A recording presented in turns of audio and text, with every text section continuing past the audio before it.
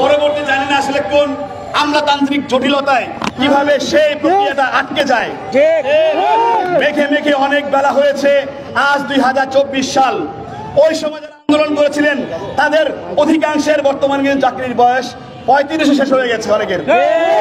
কিন্তু আপনারা আজও সেই আশাকে, সেই স্বপ্নকে জিইয়ে রেখে এখনো হাল ছাড়েননি, এখনো মাঠ ছাড়েননি।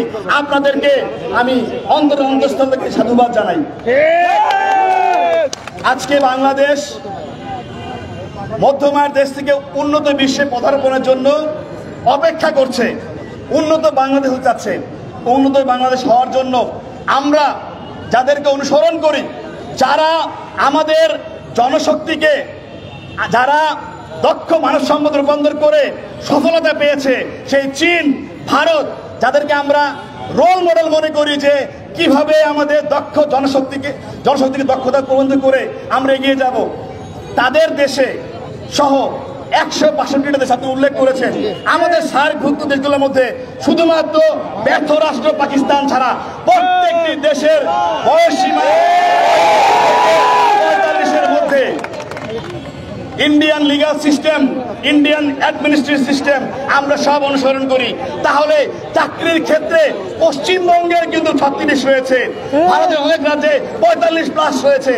আমাদের দেশে কেন 35 হবে না? সরকারের সমস্যাটা কোথায়, বাধা কোথায়, কষ্ট কোথায়, ক্ষতি কোথায়, সেটা আমার জ্ঞানে বুঝে যৌক্তিকতায় আসে না। আমাদের এক ছোট ভাই বলেছে, যদি বয়স বাড়ানো হয়, যে 30-এ ঢুকবে 5 বছর বেশি পাবে, 35-এ ঢুকবে 5 বছর কম পাবে। আমরা মেনে নিয়েছি। সমস্যা আছে? অনেকে নেত্রীকে বুঝায়, সরকারকে বুঝায় যে আমাদের যে অবসর সময়সীমা সেটা বাড়াতে হবে, অনেক কমপ্লেক্সি হবে। বাস্তবতা তা নয়। অবসরের সীমা যা আছে 59 রয়েছে, 59 থাকবে। আমরা 1 বছর বাড়াতে বলবো না। চাকরিতে ঢোকার বয়স সীমাটা বাড়িয়ে দেন, আমাদের আশার প্রদীপটা জ্বালিয়ে রাখতে দেন। আশায় বাঁচে যতক্ষণ শ্বাস ততক্ষণ আশ। আমরা আশায় বাঁচতে চাই। আমরা কোনো অনৈতিক সুবিধা চাচ্ছি না, অন্যায় দাবি করছি না। আমাদেরকে পড়ার টেবিলে বসে আরেকটু সময় দিয়ে আমাদেরকে প্রমাণ করার সুযোগ দেন। কোনো দাবি আছে?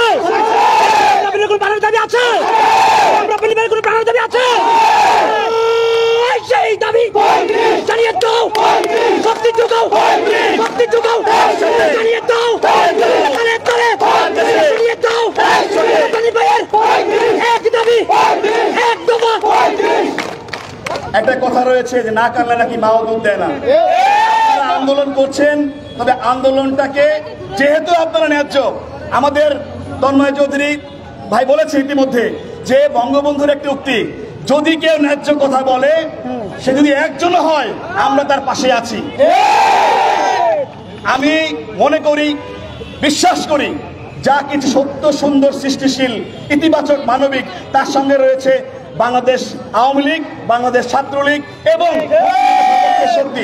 সুতরাং এই ন্যায্য যৌক্তিক দাবির পক্ষে অবশ্যই তারা আসবে। এবং ইতিমধ্যে দেখেছেন, আমি ধন্যবাদ জানাতে চাই চট্টল বীর মহিউদ্দিনের সুযোগ্য সন্তান আমাদের মাননীয় শিক্ষামন্ত্রী ব্যারিস্টার নফেল ভাই, তিনি ইতিমধ্যেই ইতিবাচক সাড়া দিয়েছেন, জিও লেটার দিয়েছেন। এবং আমাদের আরেক শ্রদ্ধাভাজন অগ্রজ মাননীয় জনপ্রশাসন মন্ত্রী, তিনিও ইতিবাচক সাড়া দিয়েছেন, বলেছেন তিনি আলোচনা করবেন। আজকে আমরা দীর্ঘদিন যাবৎ এই যে আপনাদের এই যে মানবিক মুখগুলো দেখছি, কষ্ট করে রোদের মধ্যে বসে আছেন। আপনাদের এই ন্যায্য দাবিকে আজকে গণদাবিতে পরিণত হয়েছে। মিডিয়াতে 80% জনসমর্থন, 35-এর পক্ষে আমরা দেখতে পাচ্ছি। এই ন্যায্য দাবিকে, গণদাবিকে মেনে নিয়ে আমি বলবো, মাননীয় শিক্ষামন্ত্রী, মাননীয় জনপ্রশাসন মন্ত্রী, আপনারা অতি সত্বর মাননীয় প্রধানমন্ত্রীকে যান, তাকে বুঝান ছাত্র সমাজ চায়, ছাত্র সমাজ চায়, ছাত্র সমাজ চায় 35।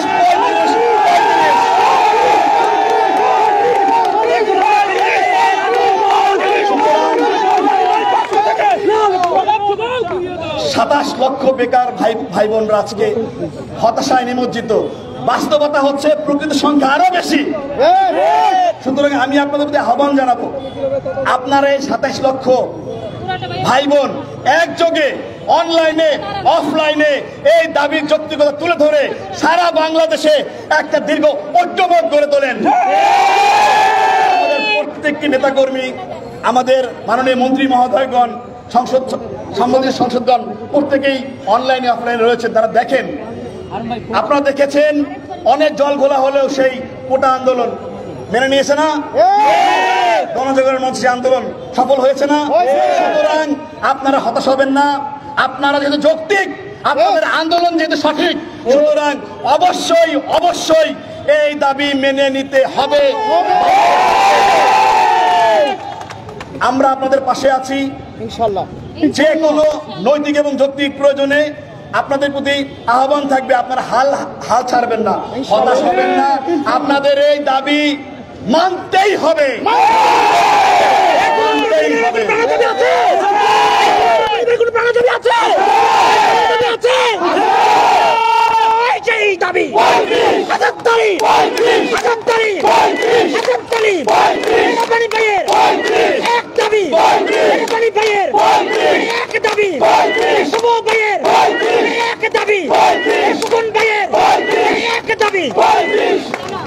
সুতরাং শেষ কথা বলে যাই, ব্যর্থ রাষ্ট্র পাকিস্তানের পদাঙ্ক অনুসরণ না করে যারা সফলতার সাথে তাদের জনশক্তিকে মানব সম্পদে রূপান্তরিত করেছে, সেই সকল উন্নত রাষ্ট্র, কথায় কথায় যাদের উদাহরণ দেই, সেই মালয়েশিয়া 55 বছর, সিঙ্গাপুর 55 বছর, সেই উন্নত বিশ্বের তারা যেভাবে এগিয়ে যাচ্ছে তাদেরকে অনুসরণ করে অনতিবিলম্বে, সবচেয়ে ভালো হয় বয়সসীমা না রাখলে,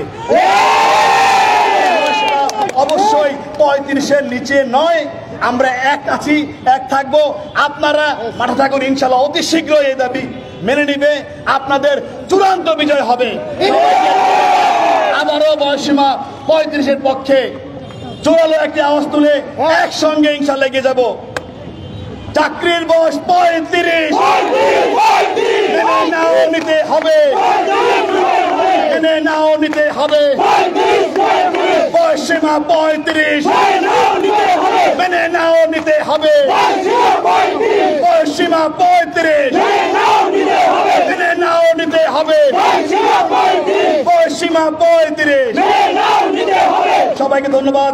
জয় বাংলা, জয় বঙ্গবন্ধু, জয় দেশরত্ন শেখ হাসিনা। আসসালামু আলাইকুম ওয়া রাহমাতুল্লাহ।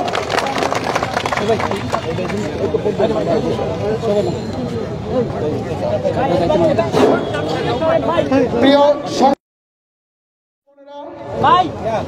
আমাদের অতিথি পর্ব আমরা সমাপ্ত করেছি। আমাদের দাবি বাস্তবায়নের মূল পর্বের দিকে আমরা হাজারি পাবা করে এগিয়ে যাব। সহযোগিতা ভাই বোনেরা, এ পর্যায়ে চাকরিতে আবেদনের বয়সসীমা স্থায়ীভাবে 35-এ আমাদের যে প্রায় 40 জন সংসদ সদস্য, এবং ছাত্র সমাজ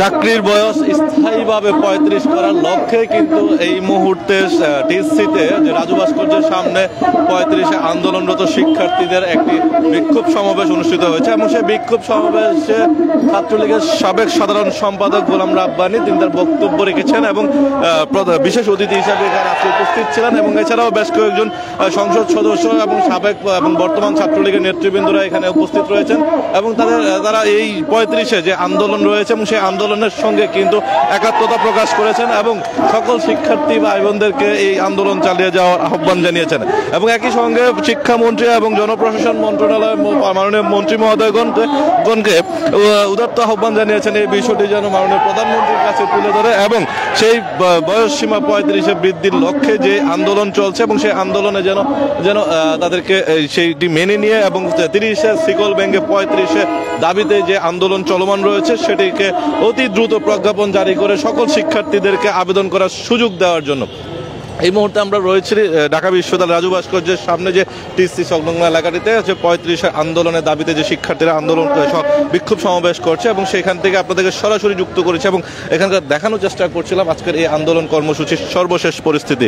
এবং সেখানে কিন্তু এই মুহূর্তে যারা 35 আন্দোলনের প্রধান আহ্বায়ক শরীফুল ইসলাম শুভ এবং তার সঙ্গে আরো অন্যান্য নেতৃবৃন্দ যারা রয়েছেন, যারা এই উদ্যোগটি গ্রহণ করেছেন এবং দীর্ঘ প্রায় 12 বছর যাবত তারা এই আন্দোলন চালিয়ে যাচ্ছেন এবং একই সঙ্গে তারা এই 27 লক্ষ বেকারের পক্ষে আজকে কথা বলছেন এবং তাদের এই আন্দোলন কর্মসূচিকে বাস্তবায়ন করার লক্ষ্যে আজকে চলমান আন্দোলনের প্রেক্ষিতে আজকে একটি মহা সমাবেশের আয়োজন করেছে এবং সেই সমাবেশে এখানে হাজার হাজার শিক্ষার্থী কিন্তু যুক্ত হয়েছেন এবং তার সঙ্গে বর্তমান এবং সাবেক শিক্ষার্থী যারা রয়েছেন এবং একই সঙ্গে রয়েছেন বাংলাদেশ ছাত্রলীগের সাবেক সাধারণ সম্পাদক গোলাম রাব্বানী, রয়েছেন নাজমুল আলম সিদ্দিকী এবং এছাড়াও রয়েছেন বেশ কয়েকজন সংসদ সদস্য এবং তারা আজকে সমর্থন জানিয়েছেন এবং অতি দ্রুত শিক্ষামন্ত্রী এবং জনপ্রশাসন মন্ত্রণালয় মন্ত্রী মহোদয়কে দৃষ্টি আকর্ষণ করছেন যে মাননীয় প্রধানমন্ত্রীর সঙ্গে এই বিষয়টি নিয়ে সুষ্ঠুভাবে আন্দোলনের মাধ্যমে সমাধান করে এবং একই সঙ্গে হচ্ছে বিষয় আমরা একটু একজনের সঙ্গে কথা বলবো যিনি এখানকার উদ্যোক্তার যুগ্ম আহ্বায়ক হিসেবে দায়িত্ব পালন করছেন এবং আমরা একটু জানতে চাবো আজকে কারা কারা এখানে উপস্থিত হয়েছেন এবং তারা কি বলছেন আপনাদের এই সমাবেশকে ঘিরে। ধন্যবাদ ইত্তেফাক পত্রিকাকে। বরাবরই আপনারা শিক্ষার্থীদের ছাত্র সমাজের পক্ষে আমাদের রায়টা তুলে ধরেন। দেখুন, এই যে আজকে শিক্ষার্থী সমাবেশ, এই সমাবেশ থেকে শিক্ষার্থীরা একটা বার্তাই দিতে চায় যে এই দাবিটি দীর্ঘ 10 বছর ধরে আন্দোলন সংগ্রাম চলে আসছে। শিক্ষার্থীরা আর কালকে পৌঁছায় না, নানান সময়ে জনপ্রশাসন মন্ত্রী নিয়ে বানিয়ে শিক্ষার্থীদের আশ্বাস দিয়েছে, এটা আসলে কোনো ক্রমে কাম্য নয়। সো সেই জায়গায় এসে যখন সম্প্রতি যেহেতু মাননীয় শিক্ষামন্ত্রী নোভেল ভাই আমাদেরকে সুপারিশ করেছেন দাবিটি নিয়ে, এখন শিক্ষার্থীরা একটা আশার আলো দেখতে পাচ্ছে। সেই জায়গায় কিন্তু আজকে একটা আমাদের শিক্ষার্থী সমাবেশ দেওয়া হয়েছে এবং শিক্ষার্থীরা আজকে সমাবেশ থেকে এই কথাটাই বলতে চায়, এটার শেষ দিকে দেখতে চায় শিক্ষার্থীরা। এইটা নিয়ে শিক্ষার্থীরা আর রাস্তায় নামতে চায় না, তারা পড়ার টেবিলে ফিরে যেতে চায়। এই জন্য দ্রুত প্রজ্ঞাপনের দাবিতে মাননীয় প্রধানমন্ত্রীর দৃষ্টি আকর্ষণের জন্য আজকে এই সমাবেশে যোগ দিয়েছে। আজকে এই সমাবেশে আমরা দেখছি বেশ কিছুজন সংসদ সদস্য, সাবেক ছাত্রলীগের সাধারণ সম্পাদক এবং ছাত্রলীগ নেতৃবৃন্দ উপস্থিত হয়েছেন। তারা আসলে কি বলেছেন এবং তাদের সমর্থনটা কি আছে? দেখুন, এই যে এটা ছাত্র সমাজের দাবি, এই ছাত্র সমাজের সবচেয়ে জনপ্রিয় ছাত্র সংগঠন বাংলাদেশ ছাত্রলীগ, সেই ছাত্রলীগের সাধারণ সম্পাদক এবং ঢাকা বিশ্ববিদ্যালয়ের সবচেয়ে যে সম্মানের জায়গা ডাকসু, সেই ডাকসুর জিএস গোলাম রাব্বানী ভাই আজকে আমাদের সাথে একাত্মতা পোষণ করেছেন এবং ইনি মাননীয় প্রধানমন্ত্রী দৃষ্টি আকর্ষণ করেছেন যে শিক্ষার্থীদেরকে আর যাতে আন্দোলনে না আসতে হয়। উনি জোরালো দাবি জানিয়েছেন যে 35 করা হোক, কারণ শিক্ষার্থীদেরকে নানানভাবে মিথ্যা আশ্বাস দেওয়া হয়েছে। এটা আওয়ামী লীগের নৈতিকতার সাথে যায় না, বৃত্তির সাথে যায় না এবং মাননীয় প্রধানমন্ত্রী প্রত্যাশার পারদ রয়েছে শিক্ষার্থীদের কাছে, দেশবাসীর কাছে মাননীয় প্রধানমন্ত্রীর প্রত্যাশার পারদ রয়েছে। ওনাকে বুঝতে হবে বিষয়টা যে একটা দেশের সুশীল শিক্ষিত নাগরিক ছাত্র সমাজ চায়, ওনাকে ওনার পলিসি নতুন করে ভাবার সময় এসেছে আমরা মনে করি। ধন্যবাদ আপনাকে। দর্শক, আমরা একজনের সঙ্গে কথা বলছিলাম, আমরা আরেকজনের সঙ্গে একটু কথা বলার চেষ্টা করব এবং যারা এখানে উপস্থিত রয়েছেন এবং তাদের সঙ্গে একটু কথা বলার চেষ্টা করব এবং আপনাকে আমরা একটু জিজ্ঞাসা করতে যাচ্ছি যে আজকে যে মহাসমাবেশ অনুষ্ঠিত হচ্ছে এবং সেই সমাবেশে আমরা দেখছি বেশ কয়েকজন সংসদ সদস্য এবং সাবেক ছাত্রলীগের নেতৃবৃন্দ উপস্থিত হয়েছেন। তারা আসলে আপনাদের এই যুক্তিগুলোকে কি বলে মনে করছেন? আপনারা জানেন যে তারা জানে যে এই আন্দোলনটা যৌক্তিক, কেন যৌক্তিক নয়। আপনারা দেখেন যে আজকে যে ছাত্রলীগের সেক্রেটারি এবং ঢাকা বিশ্ববিদ্যালয়ের জিএস আমাদের গোলাম রব্বানী বড় ভাই, আমরা তার হাত ধরে ছাত্রলীগ করেছি। তিনি জানে আজকে এই বয়সের কারণে তারা আমাদের অনেক, আমি নিজেও কিন্তু ছাত্রলীগ ক্যান্ডিডেট ছিলাম, আজকে আমাদের এই বয়সের কারণে আমরা সেখান থেকে চলে আসছি, কারণ আমরা তো আর ছাত্রলীগে থাকতে পারতেছি না, আমাদের বয়স 30 ক্রস হয়ে গেছে। এই জন্য আমাদের ভাই যৌক্তিক মনে করে এসে তিনি নিজে এসে আমাদেরকে এই আন্দোলনের সাথে একাত্মতাবাদ ঘোষণা করেছেন এবং এই দাবিটি যে বাস্তব তার কিছু তিনি প্রমাণ তুলে ধরেছেন। ধন্যবাদ আপনাকে। আমরা আপনাকে সঙ্গে একটু জানতে চাচ্ছি, সেটা হচ্ছে যে এই যে দীর্ঘদিন আপনাদের আন্দোলনে অনেকেই সমর্থন দিচ্ছে এবং আমরা দেখছি একটা সুপারিশ মালা হয়েছে শিক্ষামন্ত্রী মহোদয়ের কাছে, এখন পর্যন্ত বাস্তবায়ন না হওয়ার কারণ কি বলে মনে করছেন? ধন্যবাদ। আমরা বিশ্বাস করি আমাদের দাবিটি শীঘ্রই বাস্তবায়ন হবে বলে আমরা বিশ্বাস করি, কারণ আপনারা দেখতে পাচ্ছেন এখানে আমলাতান্ত্রিক কোনো জটিলতা রয়েছে। আজকে শিক্ষামন্ত্রী সুপারিশ করেছে, মাননীয় জনপ্রশাসন মন্ত্রী বলেছেন আপনার এটা পিএম এর সাথে সাক্ষাৎ করে কথা বলে তিনি সিদ্ধান্ত নেবেন। আমরা বিশ্বাস করি, আমরা চাই দ্রুত সময়ের মধ্যে মাননীয় প্রধানমন্ত্রীর সাথে তিনি বসবেন।